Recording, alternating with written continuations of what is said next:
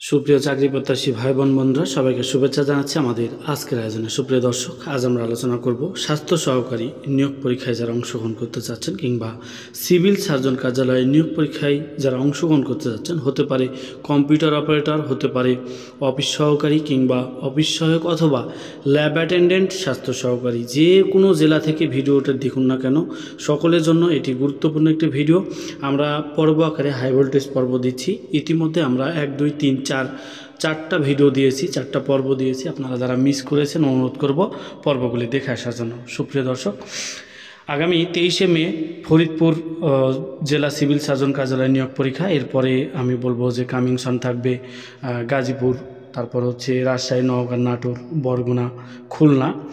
তো অনুরোধ করবো আমাদের ভিডিওগুলো নিয়মিত এবং সম্পূর্ণ দেখার জন্য। আশা করি অবশ্যই উপকৃত হবেন, কারণ পূর্বে অনুষ্ঠিত যেগুলো নিয়োগ পরীক্ষা অনুষ্ঠিত হয়েছে সেগুলোতে কিন্তু আমাদের হাই ভোল্টেজ পর্বগুলো অনেক উপকারে এসেছে, হুবহু কমন এসেছে। বিশেষ করে জুলাইয়ের প্রশ্নগুলো তো অত্যন্ত গুরুত্বপূর্ণ, আমি বলে দিয়েছিলাম, সেখান থেকে হুবহু প্রশ্নও কিন্তু এসেছে।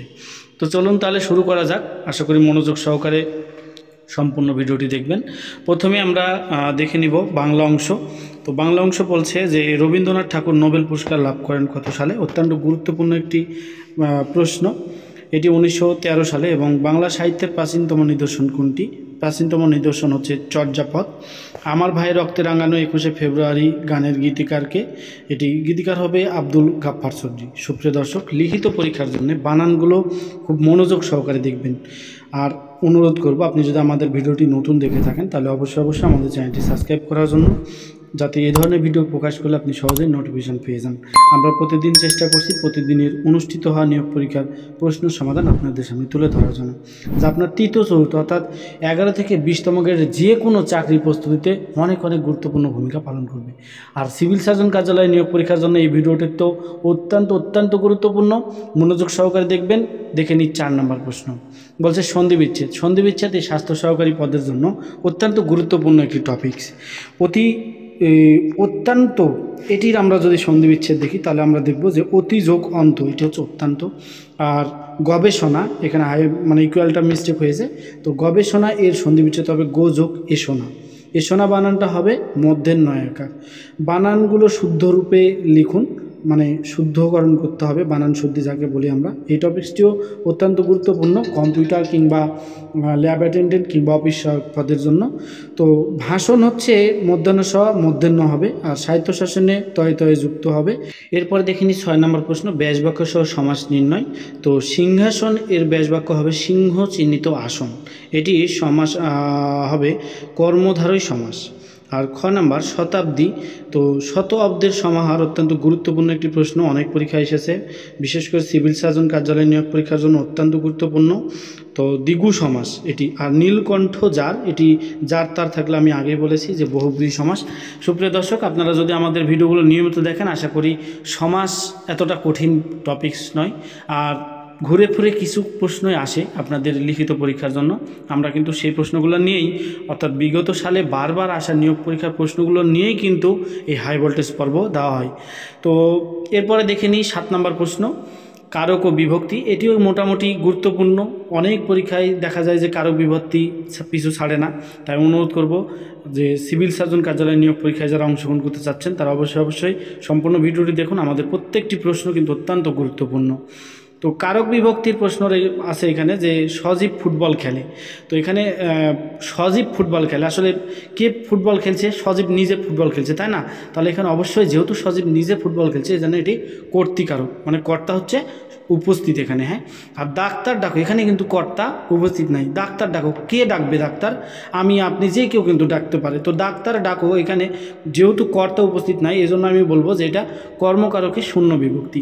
আর লোকে বলে, লোকে তো বলবেই, আপনি সবাই বলবে, লোকে নিজেরাই বলে, এটি কর্তৃকারকের সপ্তমী। 8 নম্বর প্রশ্ন, এক কথায় প্রকাশ করতে হবে। সিভিল সার্জন কার্যালয়ের নিয়োগ পরীক্ষার জন্য এই এক কথায় প্রকাশ কিন্তু আরও একটি গুরুত্বপূর্ণ টপিকস। অনুরোধ করব ভিডিওগুলো আমাদের প্রত্যেকটি ভিডিও এবং প্রত্যেকটি প্রশ্ন মনোযোগ সহকারে দেখার জন্য।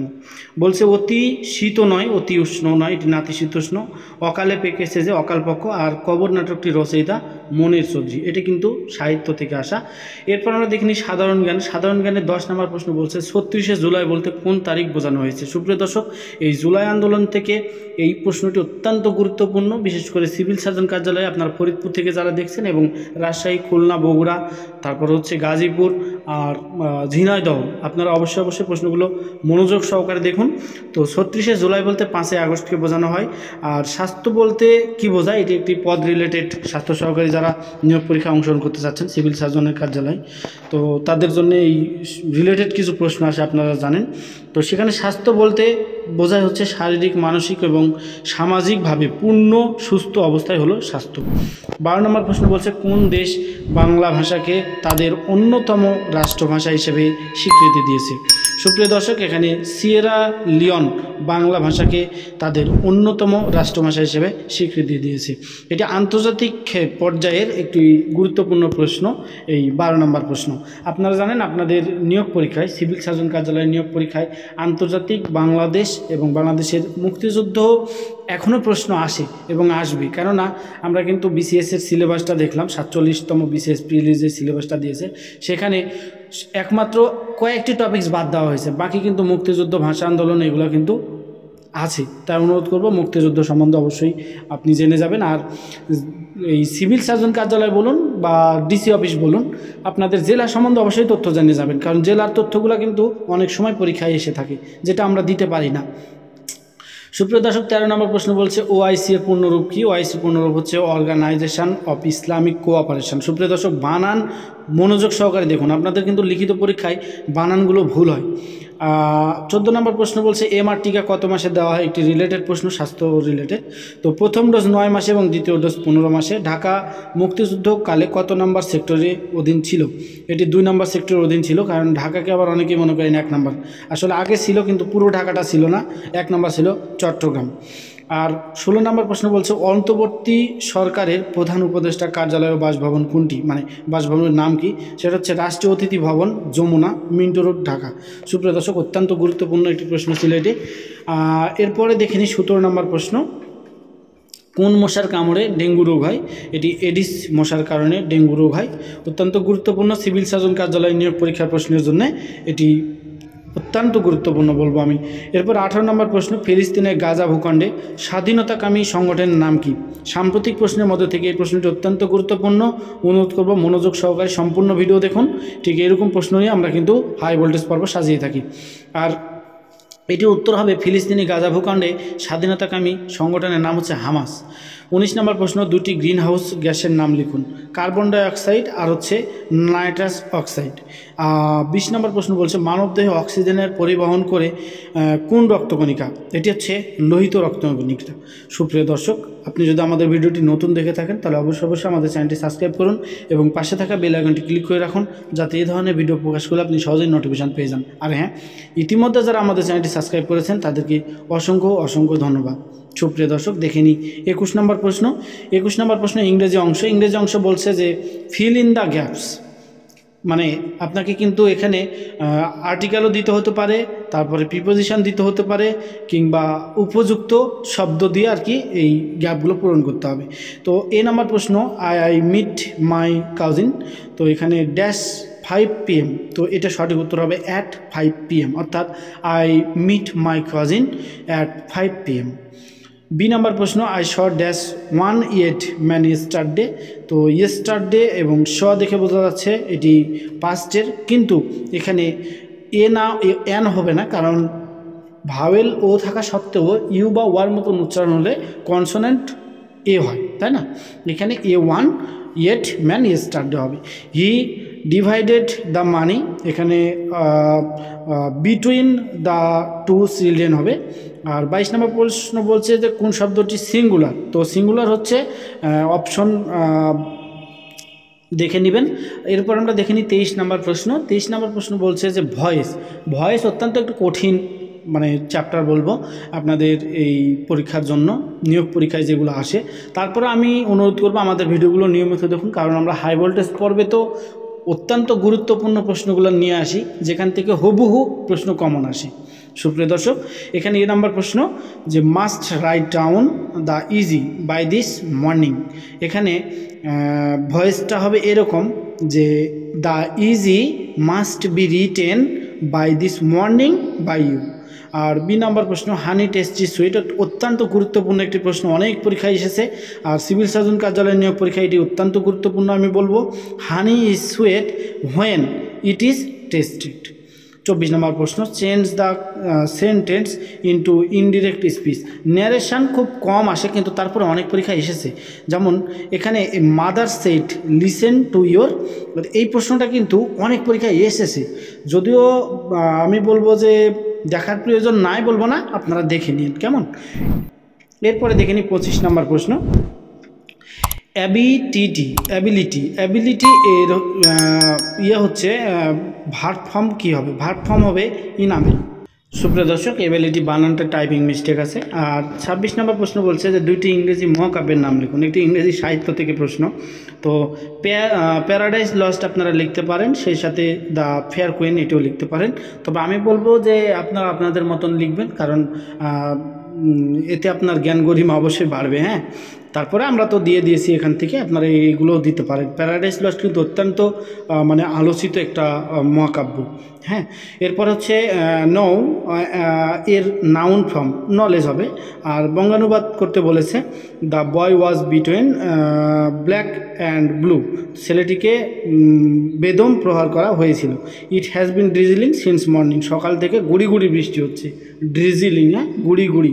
তো এই ট্রান্সলেটটা ইংলিশ থেকে যেমন বাংলা করতে বলে, আবার বাংলা থেকে কিন্তু ইংলিশও করতে বলে, এই জন্য আমরা কিন্তু দুইটাই তুলে ধরেছি আপনাদের সুবিধার্থে। এবং এই প্রশ্নগুলো কিন্তু অত্যন্ত গুরুত্বপূর্ণ, একাধিক পরীক্ষায় এসেছে, সেই প্রশ্নগুলো কিন্তু বেছে নেওয়া হয়েছে। এই জন্য অনুরোধ করব মনোযোগ সহকারে পুরো ভিডিওটি দেখার জন্য। তো এখানে বাংলা থেকে আবার ইংলিশ করতে হবে। রাত জাগা স্বাস্থ্যের জন্য ভালো নয়, এটি অত্যন্ত মানে বাস্তব একটা কথাবার্তা যে রাত জাগা স্বাস্থ্যের জন্য ভালো নয়। কারণ রাত জাগলে আপনার স্বাস্থ্য খারাপ হবে, আপনার মস্তিষ্ক বিকৃত হবে, আপনি পড়াশোনায় মনোযোগ দিতে পারবেন না, আপনি হতাশাগ্রস্ত হবেন। এই জন্য এটা অবশ্যই মেনে চলবেন। সুপ্রিয় দর্শক, এর ইংরেজি হবে keep late hours is not good for health. পৃথিবী সূর্যের চারপাশে ঘুরে, তাই না? চিরন্তন সত্য এটা, তাই না?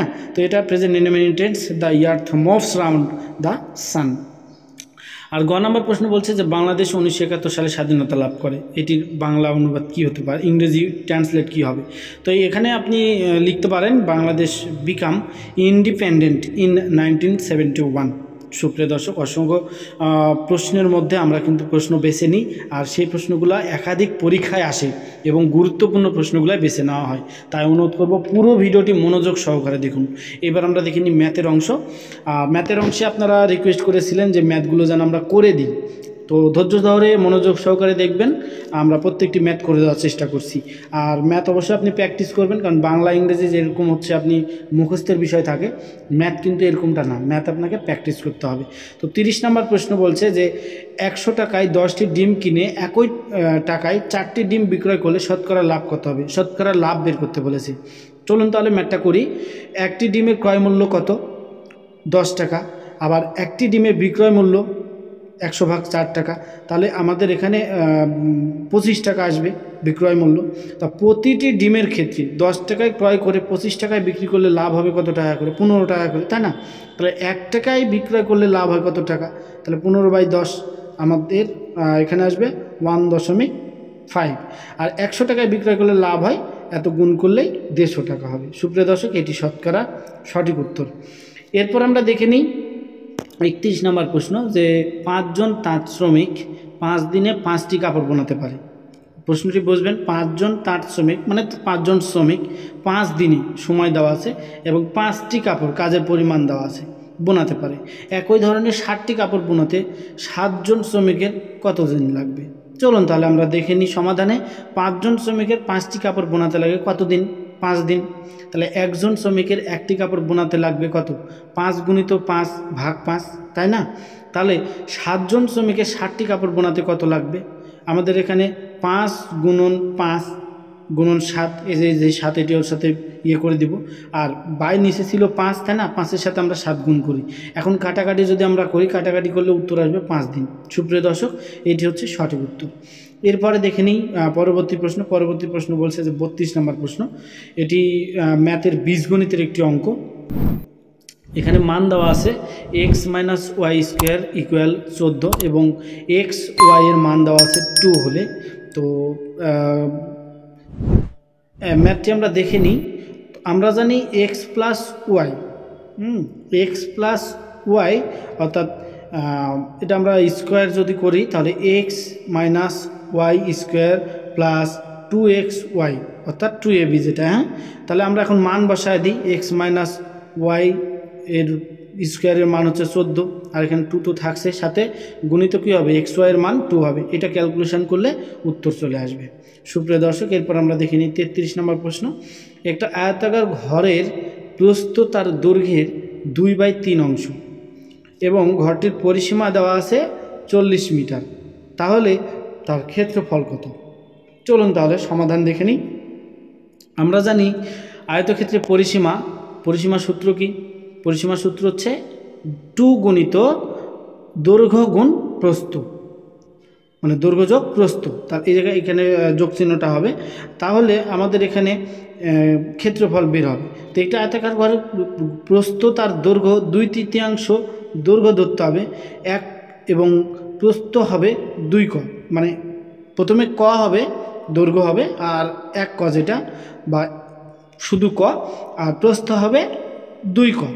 এখন আমরা সত্য মতে আমরা লিখতে পারি যে 2 ব্র্যাকেট দিয়ে 3 ক গুণিত হচ্ছে 2 ক আর ইকুয়াল হচ্ছে 40। এটি ক্যালকুলেশন করলে উত্তর চলে আসবে। সুপ্রিয় দর্শক, এরপরে দেখে নিই 34 নম্বর প্রশ্ন। একটি জারের দুধ ও পানির অনুপাত দেওয়া আছে 5:1। এখন দুধের পরিমাণ যদি পানি অপেক্ষা 8 লিটার বেশি হয়, বলছে যে দুধ ও পানির অনুপাত দেওয়া আছে 5:1 এবং দুধের পরিমাণ যদি পানি অপেক্ষা 8 লিটার বেশি হয়, তবে পানির পরিমাণ কত? চলুন তাহলে করে নিই অঙ্কটি। সমাধানে দেখি। পানি আছে কত লিটার, ধরি ক লিটার সত্য মতে, তাহলে এই যে ক লিটার যোগ 8 লিটার সমানিত 5 লিটার, 5 ক, তাই না?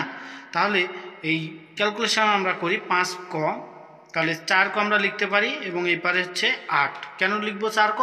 এই যে 5 ক যদি আমি এই পারে নিয়ে আসি তাহলে প্লাস আছে মাইনাস হবে এবং এই পারে একটা ক আছে, তাহলে এই ক 5 ক থেকে 1 ক বাদ দিলে 4 ক হয়, তাই না? এই 4 ক সমান হচ্ছে 8 আমরা লিখতে পারি। 8টা এই পারে আমরা থাকলো।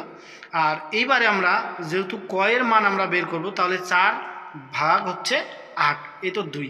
এটি হচ্ছে সঠিক উত্তর। সুপ্রিয় দর্শক, অসংখ্য ধন্যবাদ পুরো ভিডিওটির সাথে থাকার জন্য। আশা করি ভিডিওটি থেকে অবশ্যই কিছু না কিছু শিখতে পেরেছেন, জানতে পেরেছেন। ভিডিওটি দেখে বিন্দুমাত্র উপকৃত হলে অবশ্যই লাইক দিয়ে কমেন্ট করতে ভুলবেন না, আর হ্যাঁ, শেয়ার করবেন, কারণ আপনাদের ছোট মন্তব্য আমাদের অনুপ্রেরণা যোগায়। আমরা সারাদিন অফিস শেষে সন্ধ্যায় যখন এসে আপনাদের জন্য ভিডিও তৈরি করতে বসি, আমাদের শরীরটা অনেকটাই ক্লান্ত থাকে, কিন্তু আপনাদের এই উপকার অর্থে আমাদের ভিডিও করতে হয়। সুপ্রিয় দর্শক, দেখা হবে পরের কোনো ভিডিওতে নতুন কোনো প্রশ্ন সমাধানে, নতুন কোনো টপিক নিয়ে। সে পর্যন্ত ভালো থাকবেন। আর আবারও অনুরোধ করছি, আপনি যদি আমাদের ভিডিওটি নতুন দেখে থাকেন তাহলে অবশ্যই আমাদের চ্যানেলটি সাবস্ক্রাইব করুন এবং পাশে থাকা বেল আইকনটি ক্লিক করে রাখুন, যাতে এই ধরনের ভিডিও প্রকাশ করলে আপনি সহজেই নোটিফিকেশন পেয়ে যান। ইতিমধ্যে যারা আমাদের চ্যানেলটি সাবস্ক্রাইব করেছেন তাদেরকে অসংখ্য ধন্যবাদ জানাচ্ছি।